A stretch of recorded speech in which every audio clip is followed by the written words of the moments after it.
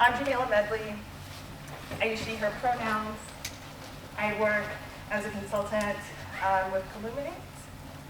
I also am the Collective Courage Fund moderator with the Partnership Fund. And so if you were at that session, you'll see that I left my Partnership Fund email address at that session. Today you'll see my Illuminate email address as I kind of bifurcate a little bit towards getting these sessions done this weekend. So what I'm hoping that we can do today is we'll talk about, have a little presentation to kind of get us grounded in the context of the session. We'll have some time to do some questions and answers, and my friend Sean will join in to help with that. And then we'll do, as we can, some breakouts to see how we can be in conversation with each other about some of the things that come up in the presentation. So, and I'm going to walk around with my notes on a different laptop a little bit. I think this is the context in which I kind of view a shift in what's happening in food co-op world, as I'd like to say. We've seen an emergence of a lot of cooperatives that are coming from communities that haven't traditionally been represented in the food co-op space, primarily Black-led co-ops in particular. And as that emergence has happened, I think a lot of the institutions that have historically supported co-op development have had these kind of question mark moments of like, oh, there are actually some things that seem to be a bit different working with these communities than from the communities that we've traditionally worked with. And so it's also true that the people who have traditionally been doing the development, the funding work, aren't the people who are coming from these communities either. And so they're, over time, as our food co-ops are emerging in new communities and are connecting with our institutions to support their development, naturally, as we're introduced to differences, there's oopses and ouches along the way. And so part of what we wanted to do in thinking about moving forward with Illuminate's strategy into going into the future and its strategic plan is to also take a look at like this question of inclusion and equity, both in terms of like who Illuminate is internally, but how it shows up externally when it's engaging with clients who are not their traditional folks that they have engaged with, right? So what does it mean to have those interactions? What kinds of shifts are then in the environment to be aware of? What are we trying to mitigate against creating harm as we're establishing and trying to strengthen these new relationships?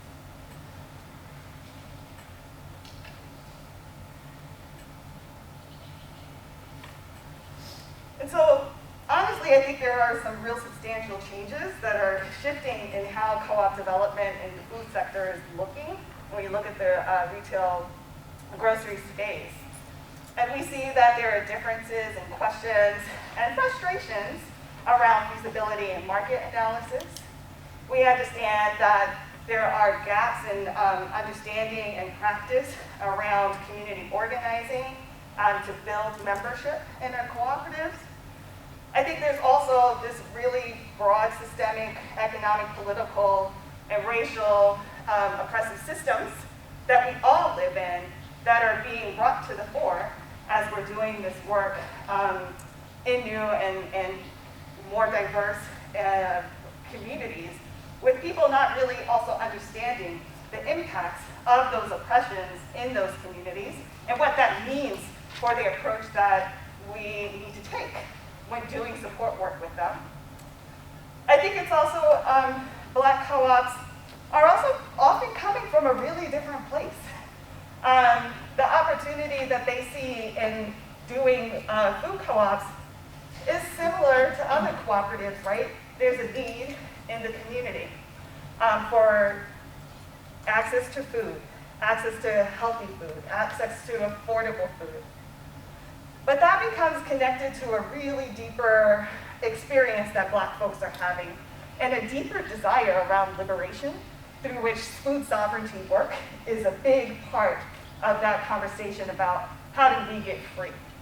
So it becomes an entry point, not just to have the grocery store, but it becomes the entry point in the hub of what does it mean to practice cooperative economics as expressed in this business model, but how do we then use this business model towards our liberation and our freedom in our communities and beyond? And what else do we get to create beyond the market, right, towards those goals? And because also I think of the how assets are valued in Black communities, we see the funding landscape also looks different. And we see, I think, a lot of the Black communities are also iterating new ways of raising capital with a reliance on philanthropy in a way that we haven't quite seen in other spaces quite as much. And really also creating these ecosystems, right? So creating nonprofits that are then going to support the development of the co-op, right? And work in partnership to help close in some of the funding gaps that might appear through philanthropy. So all of these, I think, are some of the contributions that are coming from the development of Black co-ops that are making shifts in how co-op development has traditionally worked for food co-ops.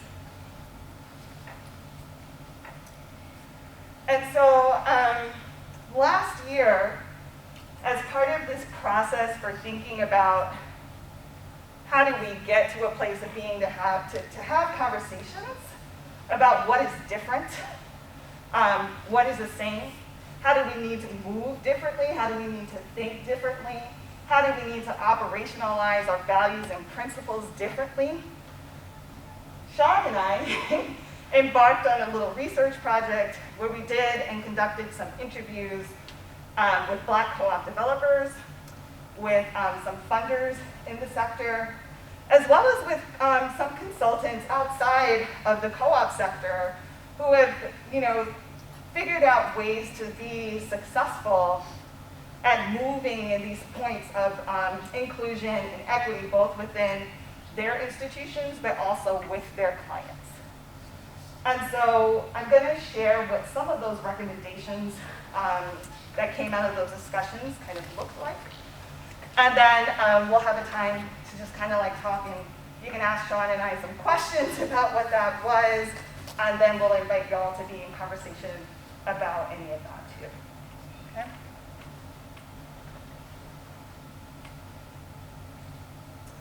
So these are, I think, 4 of the key goal areas that emerged. So we are thinking about the notion about some gaps in our field where we see the need to have more folks of color doing the development work.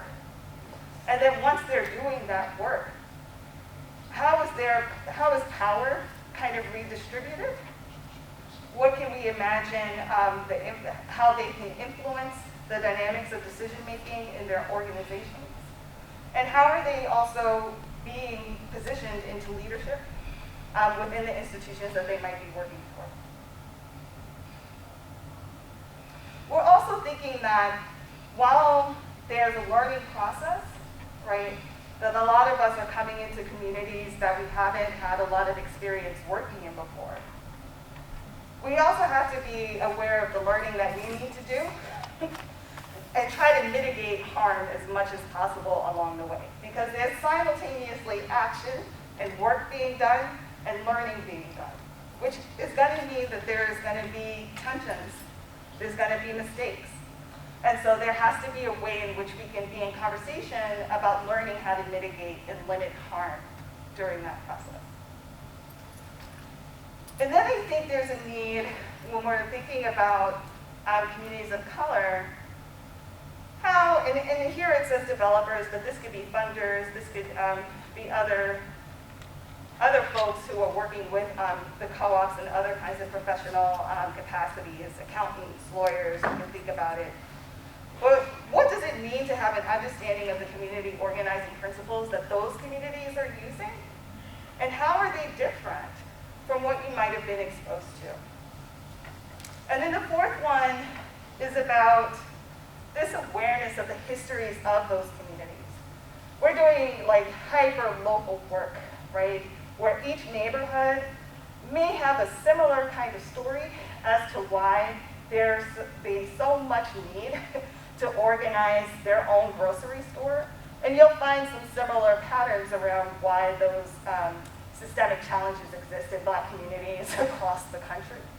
But there are going to also be like really specific conditions and stories and narratives that are going to impact each local community that we're engaging with.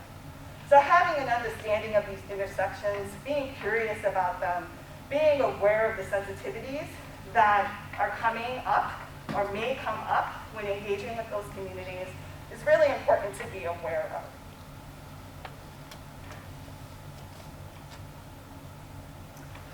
And so after kind of like going through putting together the goals, we also kind of wanted to be able to say, well, what are some of the things that might actually be done towards actualizing these goals? What are the policies, the practices, the things to do to get to those goals being achieved or at least enacted upon? And some of that means that we also need to help develop talent from communities of color and communities familiar, and to think about communities that are using non-traditional business strategies, right, that are focused on these principles that most of us are not bringing in when we're thinking about doing community development or community engagement or building out membership strategies with these communities in some times. So what might be different? How can we be open to approaching the development process different and receiving different insights from BIPOC folks who might be doing this work? What are opportunities within our organizations to do more in purposeful and intentional training about this learning that we talked about that needs to happen concurrently while we're doing the work together?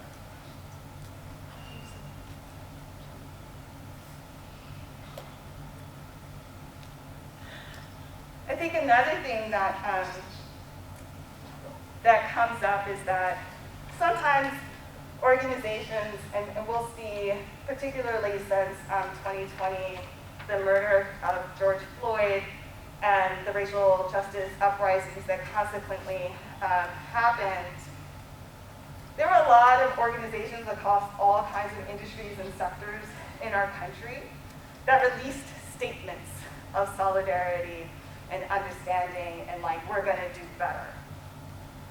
And I think 2 years later, we're still wondering, what does that better look like? Because I think most of those institutions haven't really done better yet. And so part of that commitment that we need to see from institutions supporting cooperatives is you need to say what it is that you're doing to try to be better. We need to know. We need to know, how is that work centered in your day-to-day experiences? How is it shaping not just your external relationships, but how your institution is shifting internally as well? And as we mentioned, I think this understanding and making a commitment, really, right, to be available and sensitive to the harms that have been centuries in the making and consistently still exercised through the systemic oppression that is impacting communities of color so harmfully.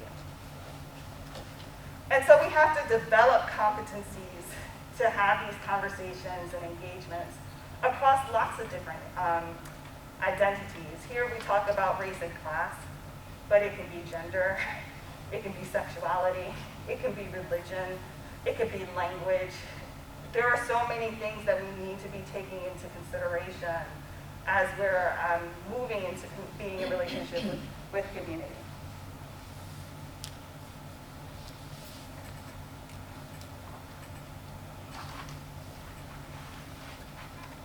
And so we also want to really think about how do we do anti-oppression and anti-racist training within our institutions? How do we even integrate that in the communities that we're working with? I know I had an experience when I was the executive director for the Philadelphia Area Cooperative Alliance, and we were working with a group of mostly about 200 black and brown folks in the Philadelphia region. And one of the things that really came up was the need that to be in groups together, we have to learn how to deconstruct the oppressive systems that we're taught so that they don't show up in our groups and in our spaces when we're together, as well as being able to have the tools to address them, right? And to work through that stuff when it comes up in our relationships and in our group work. So the opportunities to do anti-oppression and anti-racist training is really important to consider for all of us. It's all of our work to do. And then I think it's really important to really think about the ways in which our behavior, our engagements up until this point might have created these oopses and ouches. Did we ever acknowledge that those happened? Has that left some kind of scar on the community that received that harm that you're working in relationship with? If we haven't examined what those potential things are, we cannot move forward towards healing and creating healthy, sustainable relationships without being accountable for the harms that we have committed. So these institutions are responsible for doing that work of figuring that out, and then taking the step to figure out how to be accountable to it, to those communities that they might have harmed.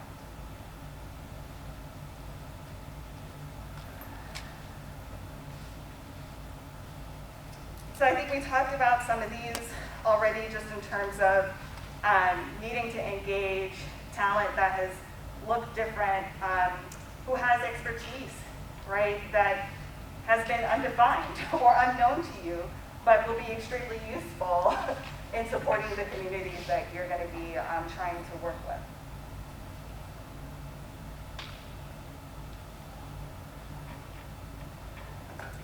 And then I think for those of us who are on the Black or participating in the sessions and the community convenings that we had on Thursday for the Black-led Day, we heard the clarion call about liberation a lot in our time together. And for people who don't understand that, I don't know that it's a requirement for you to understand it, because it's not your experience. It is possible that you might not understand it. But I think there needs to be an awareness that there is a depth of reliance on these models for survival and actualization that influence both how people show up emotionally, spiritually, in the work that they're doing. And the goal is to accept that, whether you understand it or not, but to accept it and to hold it close while you're in relationship with that other person. And then to also really think about who are the leaders in these communities that are already there. How are they showing up? How are you making space for them to show up alongside you, to develop the strategies, to develop the goals, to input new ideas, right? So that you're building relationships of trust and reliance, and allowing the community to lead itself, to build skills and tools and talent to move itself forward. So that was a lot. And I just wanted to share some of these with y'all, because I think this is a conversation. For me, I was deeply curious about what would happen if we had these conversations. So all of this is like open for like, yay, no, that's bullshit. I totally don't understand what this means. Whatever the things are, this is the place of exploration where we get to kind of figure out some things together during our time together today. Maybe there's some of these things that deeply resonate with you. Maybe there's specific things that you might want to follow up with. And it's not that there's some kind of giant requirement to do all of these things, because God knows that's a lot of stuff to have to consider doing. But hopefully we can take away some things that do have meaning to each of us or the communities that we're in, and can deeply allow ourselves to just be open, right? To even like receiving and contemplating the things that we might not yet agree with while we're here. So with that said, I'd love to hear any questions or immediate thoughts that jump out, and Sean and I will do our best to. I saw your hand go up first, and then Dave. This may be, I don't know, too much of an open-ended question, but just looking for maybe some ideas and help. We have about 400 members. We've been doing this for about 6 years, and I haven't been part of the top circle for a while, but I know when I first was on it back in 2016, diversity on the board and diversity in the co-op was a very important topic, and we haven't really succeeded with that. So are there any, because I feel like we need to form like alliances and coalitions with a lot of the Black-led nonprofits and other organizations in town, and again, we're just not, I don't know if it's the lack of effort, because I don't know what kind of happened in the last 4 years, but just ideas on how to start engaging and, you know, I don't know, the approach of how to get that started. We also believe in the wisdom of the room. Or if anyone who's Where are you again? We're with Grand Rapids, Grand Michigan. Rapids, oh. Yeah, and we're actually, Grand Rapids, I believe, is one of the most segregated cities in the U.S., so that could be part of the challenge. And I know we recently started to work with an organization, and I think we're getting somewhere, but it would be nice to work with many Black-led organizations to really get, our message out there. Are there are there really Black people in where your store is going to be, or do you not know where your store is? That was a big priority of ours, is we wanted to have it's called Parkside neighborhood, it's right downtown, and that's a very diverse neighborhood. We're not planning on we had a co-op back in the 90s, and that was in a kind of a richer part of town, so I'm sure the access wasn't there for a lot of folks. But yeah, we want to do it just south of just south of downtown. Okay. But we do have a site in mind. Is it a predominantly Black community? Do you know the numbers? We need a new market study, because we did one a while ago and it was in a different location. But yeah, I think that area is, there's a lot of white people that live downtown too. But once you leave downtown, that neighborhood is predominantly Black. So one thing that I really like to encourage people to do, I know we did it, I'm in Weaver Street, North Carolina. One thing that I kind of had to change in a lot of our conversation, because we said, where are the Black and brown bodies? And they're like, yeah, we're going to go to the HBCUs. And I quickly said, you don't need a college degree to slice cheese. And so you need to be honest about who you're looking for. So I think there are two levels. There's one, just your employee level. Who do you want to be there? Are you creating a welcome space? So are you trying to fill numbers, or do you actually want somebody to feel like they belong in a co-op? And then also when it comes to a board, if you're waiting for people to fill out an application versus if you're saying, hey, I recognize your talent. So a lot of people right now are asking me to be on their boards, and I'm turning it down, one, because my diversity is not just the fact that I'm a Black woman. My diversity is everything that comes with me. So are you ready for me to challenge your conversation? Are you looking at what I can bring to your board? So I would challenge the people that are looking for this board. Are you genuinely not in conversation with Black and brown bodies? If that's the case, change your space. But if you are in conversation with these people, speak to the people that you know. You're probably talking to a professor. You're probably talking to a leader. You're probably talking to someone that's moving the community. And I would say put the onus on yourself to speak to them, to actually talk to them. I want you to be on our board. Even if you're not comfortable being on our board, I would like for you to be an advisory board or some part of this conversation. Because until you come to me, I'm not sure that I'm going to go to you, because I don't see myself in what you're doing. So I would put it in kind of your group. And I'm not saying it's going to be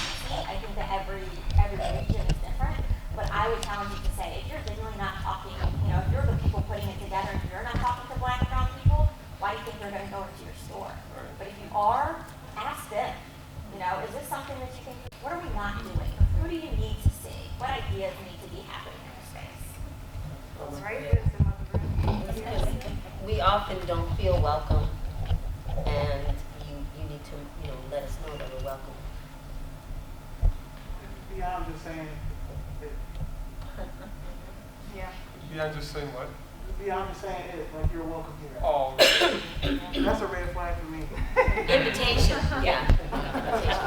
Arlene, are you responding to the question? Yes, Okay. and since you are part of Michigan, I'm part of Michigan, so I'm right up the road, and we can definitely collaborate and network and see how we can, integrate into your space and you see what we're doing in our space. yeah, and what city are you from? Flint.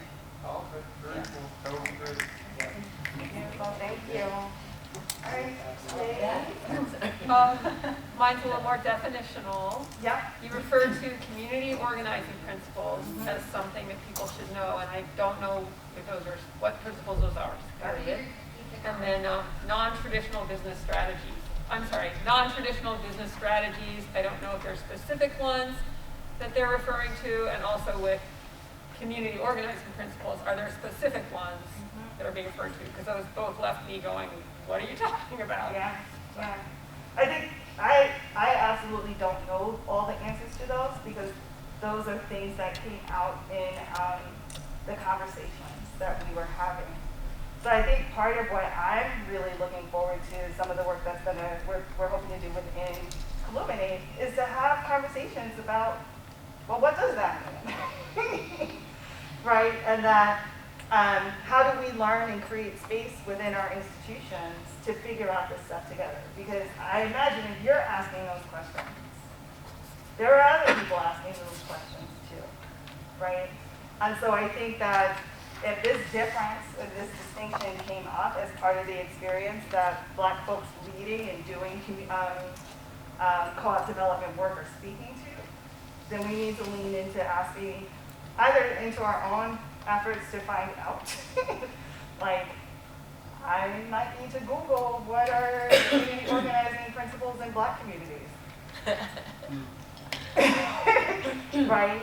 Or in our case, I think we're going to try to invite the person who offered that, and the people who were talking about that, to be in conversation with our community about what that means. Yeah, I think that would be helpful, because I thought those recommendations were from you all, and now I'm hearing they're from the people you were talking to. Yeah, yeah, we consolidated pages and pages of recommendations and really tried to find the ones that, were repetitive, ones that seemed to really integrate with other recommendations. We threw some in of our own, but most of these are really coming from those conversations that we had. Beth, and then Gabby, did you? Yeah. So in our community, the largest kind of marginalized BIPOC population is Latinx. And so I'm still hearing these words of wisdom coming from the room that absolutely apply to working with that population. But there's a bit of uniqueness in that the Latinx population is largely working in the farms and fields, and they've got these equity issues where they work and grow this food and then can't afford this food, or it's not the kind of food that they eat culturally. And so I just would be interested if anyone else has experience working with the Latinx population in a potential co-op or, yes. I'm Karen from the food shed in McHenry County in Woodstock, and there's a long history of migrant labor in our county, and there's like a separate community of the Hispanic community, and not only is the language barrier there, but like Woodstock is actually sister cities with Zacatecas, Mexico. And they go back and forth, and there's been a lot of outreach. And we've been writing all of our brochures and everything in Spanish, and we want to hire, well, we haven't hired anybody yet because we're not open, we're 3B, but we want to outreach the colleges there. I teach, and I have a lot of Hispanic students that are kind of involved in that, and it's like, I don't want to say this, it's like we're getting close, but I don't know how to, outside of speaking Spanish, I don't know really how to do this, except that there's some really good suggestions here. And so I'm gonna add those, but I think that there's a trust factor here. And one of the aspects that I've noticed, and this is just me personally, is the .gov aspect of it, because we have an ICE community up the road. And so there's a lot of, like, I don't want to talk about it going on. So it's a higher level of, how do I want to say, institutional stuff. You know, and we have some immigration. Oh, that's immigration. Okay. Yeah, I mean, and there's everybody there, but they're mostly from Latin America and whatever. So yeah, I mean, it's like, it's a hard nut to crack. I think there's someone else. Yeah, and then just me being part of the Latinx community myself, like that is one thing, because that like we have Whitewater, like even our public school system is already 40% Latinx, which is huge. So like and it keeps growing bigger. That's like one thing we're trying to figure out, like besides for the language barrier, like how to make them feel welcome as well, because Latins, they love their bodega style kind of thing, you know, they don't mind boxes packed, stacked on top of each other, loud music blaring, you know, the smell of onion sauteing in the background. So it's little things like that that attract them to a grocery store and feel welcome. But that's kind of hard to do in a bigger aspect. I'm like, yeah, let's have loud mariachi music playing all 24/7. It's not going to work for everyone, but it's little things like that. How can we kind of do that, but not to that point, you know? We could have mariachi night. Oh, yeah. How can we get them in there and keep them in there? Because like, that's one thing that I definitely hold my aunt out a lot. Like, we help each other because she has a little bodega, and then where I work at, like, we kind of bounce back and forth helping each other. Say, hey, send me some of your clients, and I'll send you some of mine, but trying to figure out, like, the commonality, I guess, between them. And, like, how can we get them to always do this? Not, like, yeah, it's difficult. I have the benefit of having a really close friendship with the executive director of the Farm Worker Housing Development Corporation in Oregon. And so we've already started connecting. There's a farm worker housing unit that they own and manage in my community. And so I was like, okay, we got to start getting this relationship. So I've just started teasing it open and letting it blossom, but I already sense, like, even though they trust me via her, there's a lot more direct trust that we need to start building. But I'm hoping that that's one little relationship we're going to start with. I'm thinking about what you said, some things I've heard in other sessions. I'm trying to figure out how to let people know, like, you know, they're safe here or whatever the case may be. And I wonder if folks ask them what they need versus trying to decide. Yes, what they do. absolutely. So there's a lack of inclusion when it comes to them, making these decisions on somebody else's behalf without including them. And in my experience in Idaho, which is a whole other thing, working with both the Latinx community and indigenous population, tons of white folks deciding what they need. Right, yeah. I mean, even for me, Idaho was 0.9% black. And we just talked about this, the dermatologist was telling me to wash my hair every day. It's a whole other thing.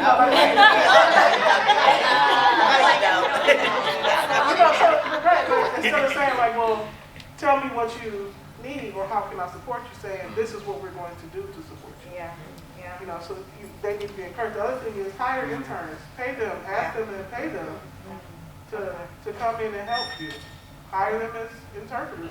I think that's what, yeah. So I'm gonna attracted do to stop, okay, because I saw a number of hands go up. There's this thread going, and we can do that. So our hand, and then I don't remember your name. Ayana, Sam, and then I think I saw a hand over here. I'm all over. You let us know. One suggestion that I would encourage is reaching out to your school system. Get involved in the PTA meetings. Set up a shop like those papers so you can engage with us to get what they want in their community. It's a great way for a Q&A session, and that's how you can get started on where you're trying to go. The school system is a key there. Awesome. Okay. We actually have been doing exactly that. We have the Hispanic Coalition person and the Migrant Council person, and there's several organizations that we're partnered with, and we have conferences all the time. But and we got the umbrella.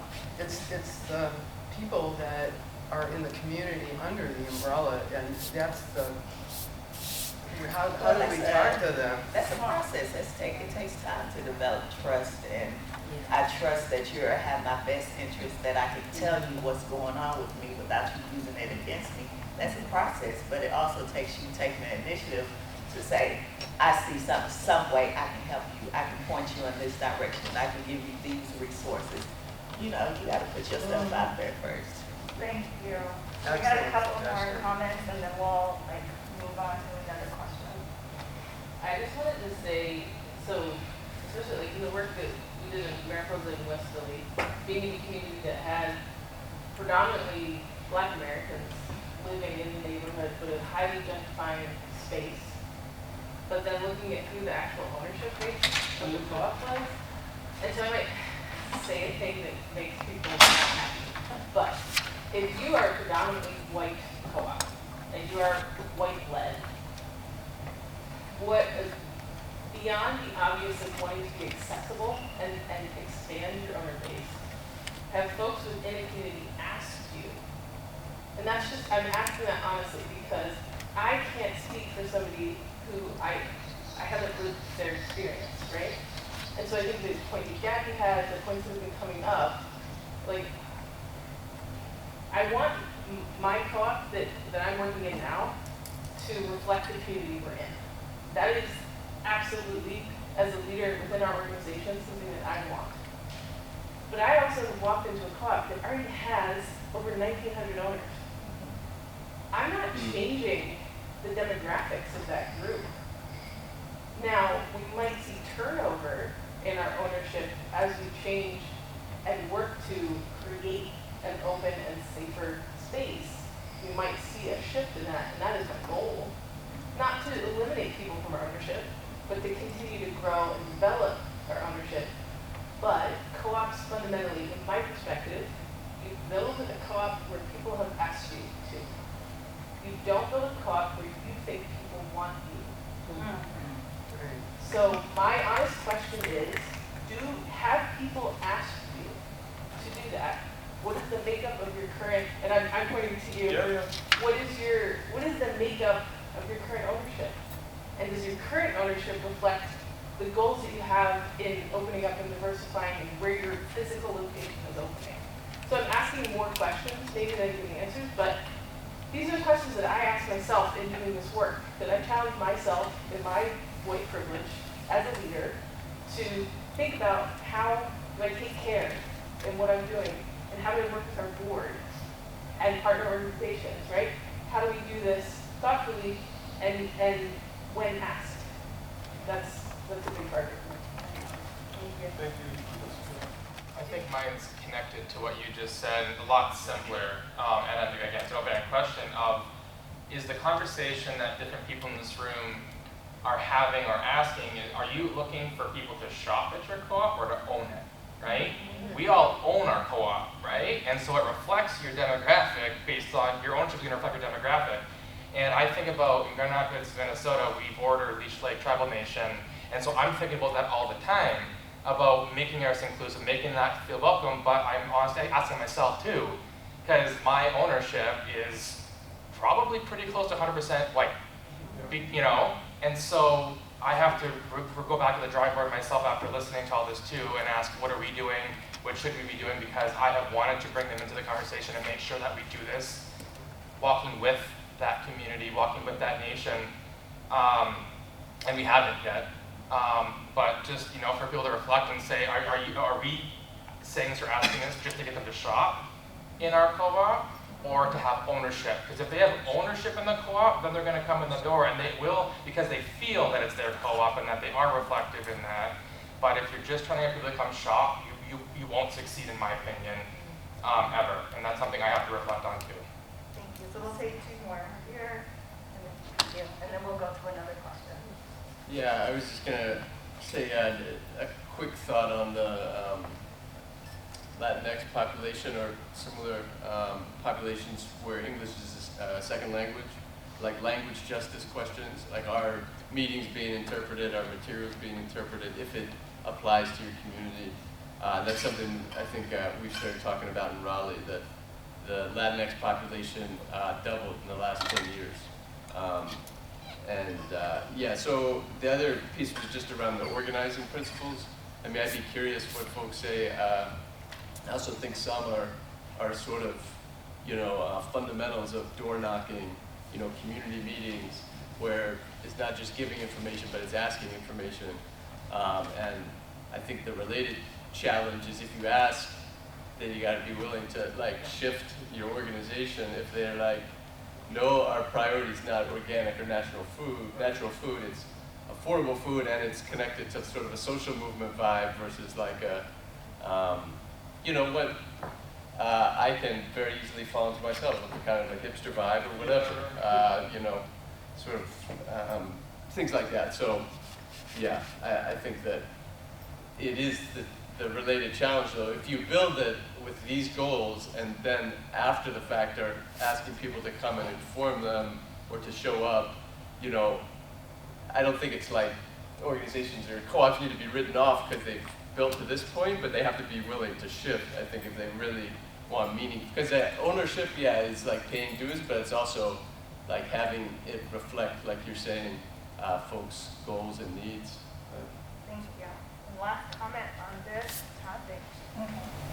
宮の一家のそれぞれ受け入れて出な出ポジションの場所にまでとして書いてたしなthe college I always feel like I'm undercover as like a Native person. I haven't met any other Native people here. Thank you for bringing up Leech Lake. I was really excited to come to this event, and it was interesting to me to listen through all of these things when we're talking about food justice, food apartheid, and I am starting to cringe every time I see BIPOC, because we say Black, Indigenous, people of color, and I don't know where Indigenous fits into any of it. And ask, how are we talking and engaging with Indigenous peoples and communities? And the answer is typically we haven't gotten there yet, or we don't know how, right? And something that for Indigenous folks, food touches everything. We all know that. Especially for Native people, this is our homeland. When we're talking about food apartheid, we're talking about the Sullivan campaign, right? Where our entire food systems were slash and burn. These were tactics of war to starve us out. I shouldn't be standing here according to the United States, but here I am. Because my ancestors had the wherewithal to, make decisions on my behalf. And I feel like I can't represent all of Turtle Island. I'm here representing some very incredible people. And I want to applaud you all, for going into food systems. John Simon was in the back of the room listening for a little while, but he talked about grocery stores as gatekeepers, right? We want to create these different systems, and I'm really glad this started out with talking about values. My first day was talking about what values we want and what does food represent in these systems. And we want a lot of the same things. There's tons of crossover. But there's the otherizing of Indigenous folks. And I said again, I feel like I'm undercover because we're starting to talk about Indigenous cooperative development. And the conversation is really about, does this model fit with what we want, which is self-determination? And there's a conversation I'm going to make you all privy to is, co-ops kind of represent this bastardized version of what we already have. What we already had and what we want to get back to. So I do encourage you all to reach out to the Native communities in your area. It's not enough to say we're BIPOC, oriented, or to say we did a land acknowledgement. We're talking about food systems. Food touches everything. Food is powerful. When we're talking about the relationship, food and land, we're talking about missing and murdered Indigenous women and children. We're talking about liberation, access, and it's a bit frustrating for me. I was really expecting Oneida, Wisconsin. We're talking about 11 nations in this state that are not here at the table, not at the conversation. And I know firsthand what the impact is, particularly when COVID hit. We talked about, sorry. Infection rates, right? We had the highest infection rates, not only in the country, but in the world. And that was watching my elders, my community members, try to prepare by going to the grocery store. We live in rural communities, had food access, we live in food deserts. Going to fish shops and they're not getting food. We're suffering from malnutrition. And this is a critical need. You know, we talk about food co-ops as like a feel-good thing. We're in a crisis. We're in the absolute midst of a crisis. So this question of how do we bring people to the table, you have to bring people to the table. You have to start reaching out. And you know, it's not some prescriptive method. Native people have been cultivating this area for time immemorial. Our stories reach back to our creation stories, and they're about food systems. So I really do, again, I can't say it enough, reach out, ask. There are innovative ways. You know, when you're talking about sustainability and ecosystem development, they have the answers. Wherever you are, they have the answers. And I know that there's a great deal of focus around inner city cooperative development because it looks like tons of resources have gone to rural cooperative development. It probably went to white rural co-op development. And we're rural, we're native communities and rural communities, and we're seeing that shift of resources to inner cities. And so what is that going to mean for us, you know, when we're trying to access really what we want is self-determination? We're not having conversations about quality, we don't need some prescriptive system. What we want is self-determination. And food it is the tool to do that. You know, when we look at like why people revolt, because they ran out of food. That's the figure. And so, yeah, I just wanted to take a moment and say that. Thank you.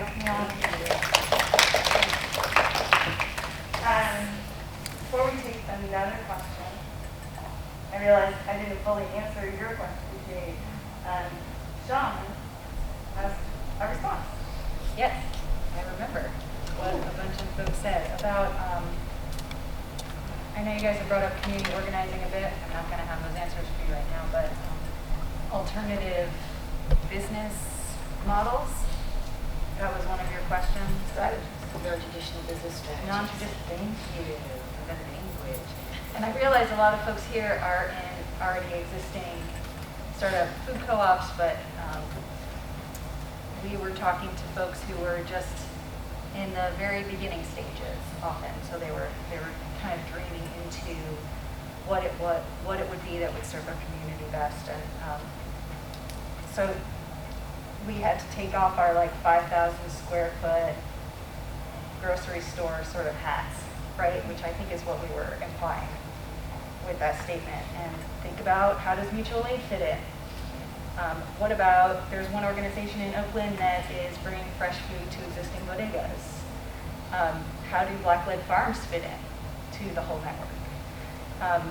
You can look at the Detroit Community Food Hub. Like that's a cool, interesting model. Like, so it doesn't have to be just like these 5,000 square foot stores.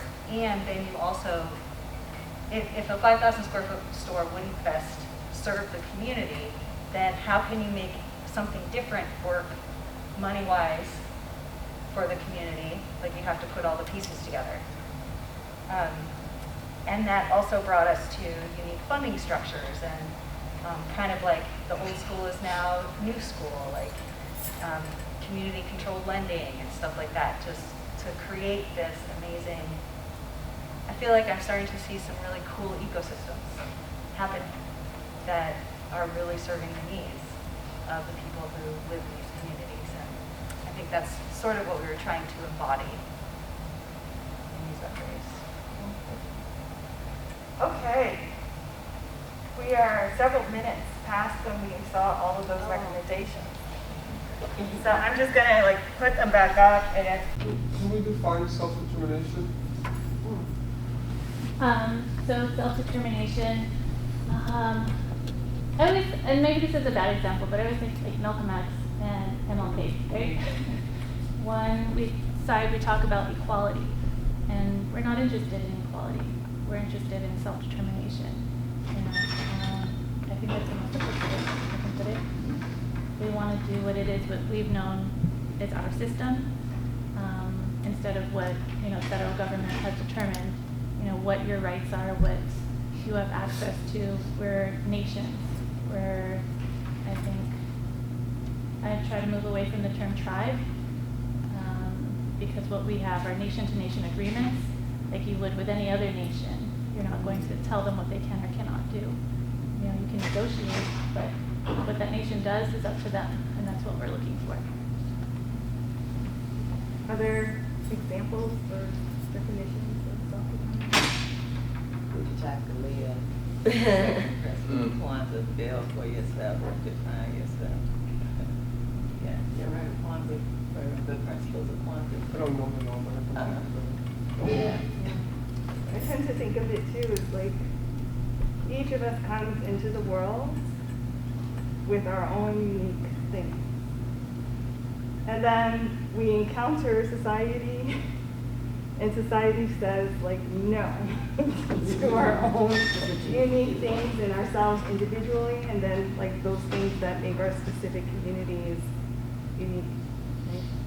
And so to strive towards self-determination, I think, is often the fight towards being able to actualize those things about ourselves that others tell us we cannot present in the world, or that if we do present them, we're harmed. And that we have the opportunity to do that for ourselves individually, and to do that for our communities collectively. One simple example I think about is subsistence living. That was the traditional way, that was the way before we ruined it. And then we made the word subsistence sound like poverty, right?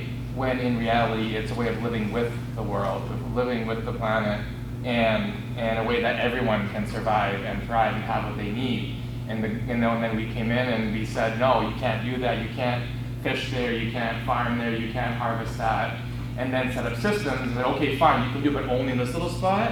And you have to jump through these hoops to bring it to market and everything else.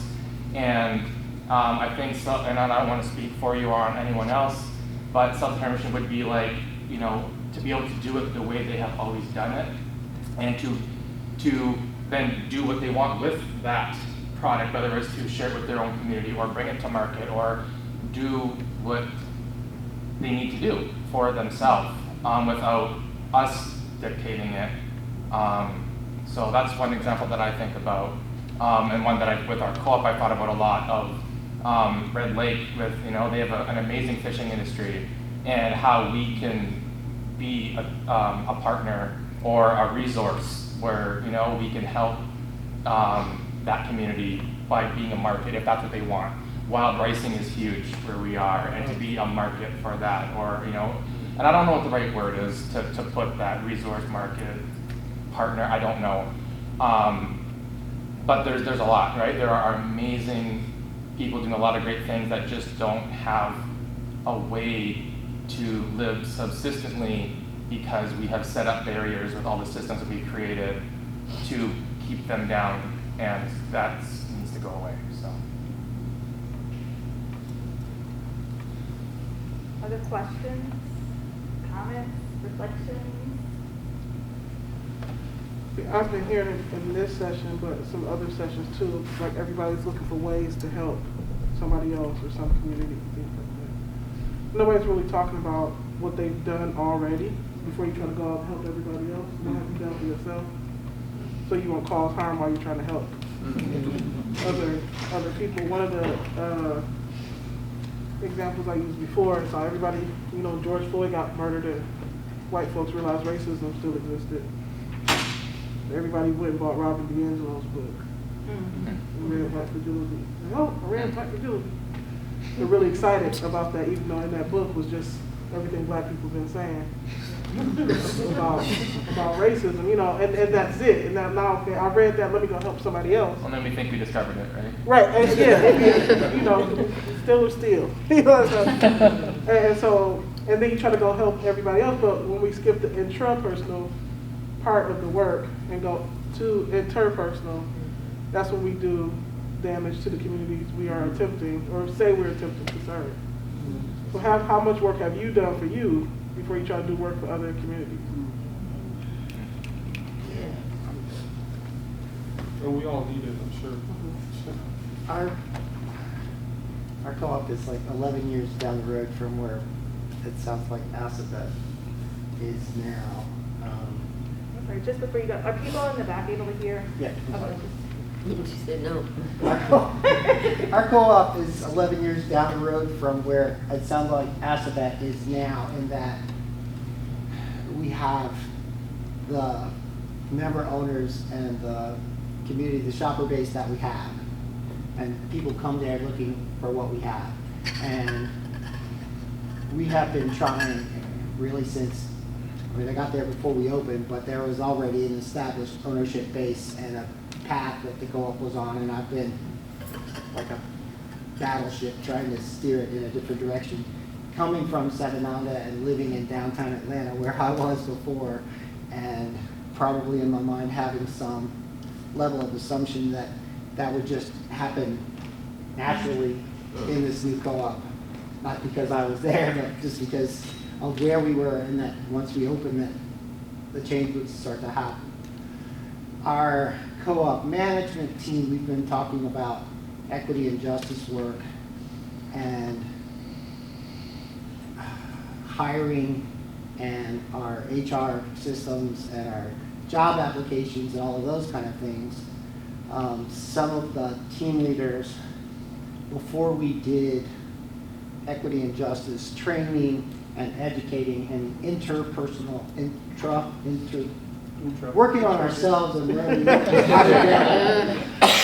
how to be better and how to be better with everyone that we interacted with, jumped in and started hiring more diverse team members, and pretty quickly things bubbled up, which I was aware that was probably going to happen if we just dove in, and there's going to be somebody who says one wrong thing, or one customer who is well-intentioned and says one wrong thing. And so now we are starting to do the equity and justice training and the work, and starting to get to a place where we're doing better with hiring a more diverse staff. But that exactly resonated with me. And Gabby is now working with the NCG, which is a co-op of lots of white-led co-ops who are going to be going down the same path. And some of them are further along, and some of them have a long way to go. And a lot of the NCG co-ops, and I hear them saying, well, we're not in a diverse community. And I'm just like, you are not looking hard enough. Because there is diversity there no matter where you are. I do want to say one thing, because I hear it a lot, especially in DEI. I would like to remove training from DEI. It's not a week, it's not a month, it's not a year. And so I'm not coming down on you and saying this is, and that's the thing. I know a lot of times, and even I turn down a lot of conversations where people say, oh my gosh, can you come help us? You're going to need a me for the rest of the length of your business, because exactly from the stories you're hearing, I can't go and say, hey, okay, what do y'all want? What do y'all need? We got you. It's going to be, you've got generations, you've got people, you've got a historical context. So I might be comfortable with you, my sister's not, my brother's not, his kids might be. So there's that continued conversation. And it's also one thing that I love a co-op. I've been with Weaver Street almost 15 years, is it genuinely has to be the conversation of where is the innovation? If you want me to shop there, that's one thing. If I don't feel comfortable, come to where I do shop. So co-ops don't have all of the corporate structure and everything. Even if you know that I'm very loyal to my bodega, I know with our community in the area, they like to hold court. Like I say they. So we have a very high Mexican, from Mexico, just love to, yes, loud music. I'm gonna tell you, it's my spot. But at the same time, and we did this like couple years of how do we get all of these members to come and shop with us? We don't, because we're not gonna be able to do that. We know who we cater to. We've got jazz in the front and all that.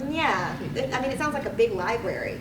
But at the same time, while we're not gonna have these particular, like this look, we also know that we can partner with the bodega.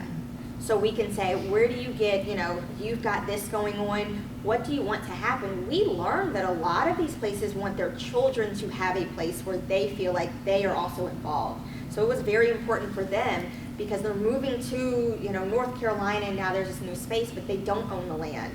And they know that their family is very tied to the land. So now it became a conversation of how can we get you land, and are you willing to farm for us? So there are a lot of other ways past, hey, can you come in the front door? What can we do? We have a tight relationship with our vendors. So would you like to be, how can we get you into the food system instead of how can we get your dollars in the front door? I would really love, let's start to look at co-ops as a lifestyle that we actually want people to be in. Otherwise, let's just be honest and say this is a dollar value. If we just want dollars, let's be a Walmart. Let's just say it.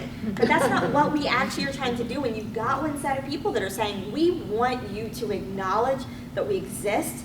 Our lineage has existed. My ancestors did not do it because their food was organic, because the government put a label on it. Our ancestors did it because they survived. We want to survive and we want to be a part of your system, but if you just want my dollars, leave me alone. And that just needs to be said out loud, and then let's move forward with that. And exactly like you're saying, you gotta work on yourself. You just have to work on yourself, and you have to stay in that conversation and be like, this sucks and it's hard, and I gotta get a good car cry, and then I gotta go talk to this next person. And that needs to be the norm. Normalize the conversation that it's gonna be tough and it's not gonna stop. Yeah. We'll go here. Good job. Yeah, I was just going to say that I think to your point, Harrison Burks, I don't remember your name, Steve, that I think there is diversity in a lot of communities that's often missed. And I also think that to the point of intro work, there's like me as an individual on myself, but there's also me as a white guy working with white folks and like talking to other white people, including poor, low wealth white folks. Because if this is about like social movements, then there's got to be like class solidarity elements too, where, in lots of ways, I think some lower wealth BIPOC communities have more in common with low wealth white communities than they have with middle upper class folks of any background. I don't think that's across the board, but there's something real there. And I think that, the related, we got to be able to hold like the tension of the and question of, and what's going on with low wealth white folks in your community? Are they shopping there? So I think there's more questions than answers there in some ways, but yeah. Well, I think a lot of times too, like again, listening and stuff is thinking about like having them come to us, right? What can they do for us, or do everything. Something that I've really focused our board on is what can we do for other groups, right? We're trying to get started up and get people to buy in on what we're doing, but we need to show that we're a community partner. And so this very simple, maybe oversimplified thing that I'm thinking of is maybe as a co-op, we could help improve the buying power of the bodegas. Instead of trying to get them to not go to that store and come to our store, right? Say, hey, we're already buying this stuff. Why don't you buy through us? Now their buying power just improved significantly. Their profits are improved. They're more, right? And now we're improving that community and seen as a partner. We don't need to necessarily even shopping at our store to say that we've had success, or that we support the community or are part of the community too. And just I think that's part of innovation, is just seeing it differently. Instead of just like, we have this box that we want to get as many people in as possible, and what are the ways that we can do it, right? If we truly want community, if we truly want to improve systems, if we truly want to improve the lives of the people in our community, it's more than just getting people inside our doors. And also, if all the bodegas closed, that's not cool either. Yeah, like y'all are over there making these banging tortillas. Can we buy them? Absolutely, Can yeah. we sell them? Right, we talked about hot lunch bars, right? Right, Like, let's get it popping. yeah. Yeah, mine's not so much a comment, question as a comment. It really stood out to me on the slides about acknowledging harm. Say it again, acknowledging what, sorry? Acknowledging harm. Oh, okay. And I think going even a step further than acknowledging that harm has happened is to maybe take responsibility for how some of us have benefited from that harm. And I think that really opens the door for a more authentic conversation than to be, walking around that issue. And that really struck me there, because I think I see a lot of resistance on the part of the do-good co-op community to say that that we've benefited from some of the harm that has been done to some groups here. And I think the sooner we're able to acknowledge that and just accept it, be real with it, I think there'll be a lot more ability to see that our liberation is tied up with each other.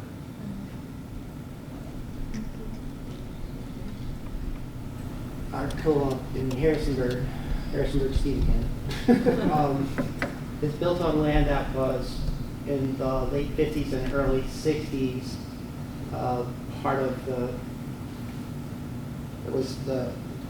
that part of the city was declared blighted, and 6 blocks were bulldozed.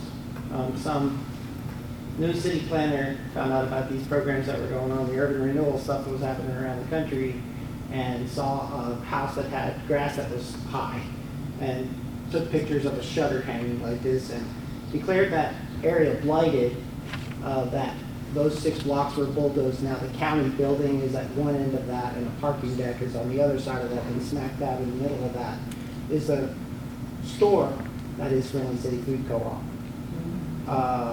During the pandemic, we partnered with the Shenandoah Valley Black Heritage Project, and they created and curated a display on the walls of our cafe, which we will be opening next month for the first time since our construction finished a year and a half ago, of what has gone before, the history of the valley and the history of the blocks on which we are, including a house that was built in 1850 by a freeman, and the insurance company that was across the street where they had large neighborhood Christmas parties,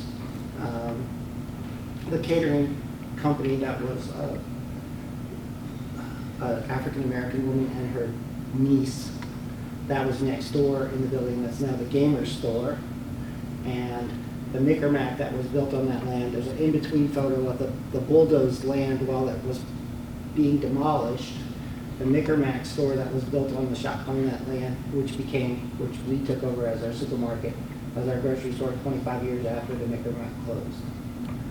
We're doing a gallery opening, along with the Shenandoah Black Heritage Project on the 11th of June. So if anybody's in the Shenandoah Valley from Harrisonburg that day wants to come by, it's a Sunday night, we'd be happy to have you.